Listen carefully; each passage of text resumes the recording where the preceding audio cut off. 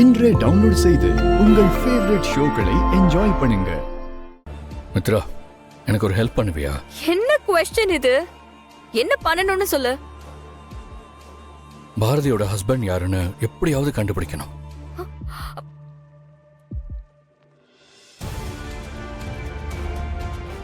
என்ன மித்ரா, பதிலே காணோம். கண்டுபிடிச்சலாம். நான் கூட இதை பத்தி நிறைய யோசிச்சிருக்கேன். கண்டுபிடிச்சலாம்.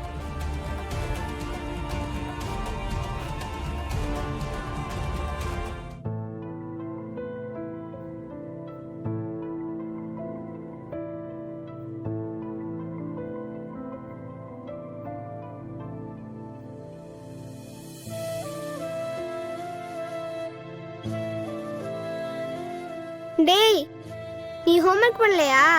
நான் எப்பயே முடிச்சிட்டேன். அப்புறம் ஏன் சோகமா இருக்க?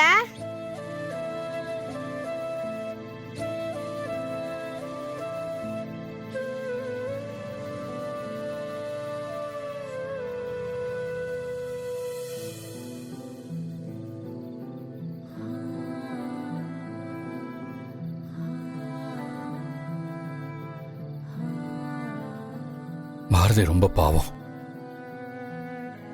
ஒரு கல்யாணமான பொண்ணு ஹஸ்பண்ட் இல்லாம போனா அவளோட வாழ்க்கை ரொம்ப கொடூரமா இருக்கும். எங்க அம்மா அந்த கொடுமையெல்லாம் அனுபவிச்சத நான் கூட இருந்தே பார்த்திருக்கேன். அதுவும் அந்த குழந்தைங்களை பத்தி நினைச்சு பாரு. நானாவது என் அப்பா இறந்துட்டாருன்னு தெரிஞ்சு அதுக்கேத்த மாதிரி என் லைஃபை அக்செப்ட் பண்ணிக்கிட்டேன். ஆனா அந்த குழந்தைங்களுக்கு அப்படி இல்லை. எனக்கு ஒரு டவுட். என்னடா டவுட்? நமக்கு பிடிச்சவங்க யாராவது காணாம போயிட்டா என்ன பண்றது? நாம தான் உங்களை தேடணும். நம்மளால கண்டுபிடிக்க முடியலனா போலீஸ் கிட்ட சொன்னா அவங்க கண்டுபிடிச்சு கொடுப்பாங்க.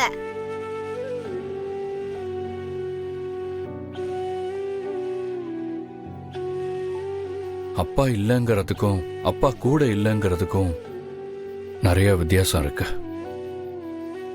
ஆனா இது எதுவுமே ஆதித்யாவுக்கும் தமிழுக்கும் புரியாது. பட் அவங்க ரெண்டு பேருக்காவது பாரதியோட ஹஸ்பண்ட் யாருன்னு கண்டுபிடிக்கணும். தியா, என்னடா போலீஸ் கிட்ட எப்படி சொல்றது?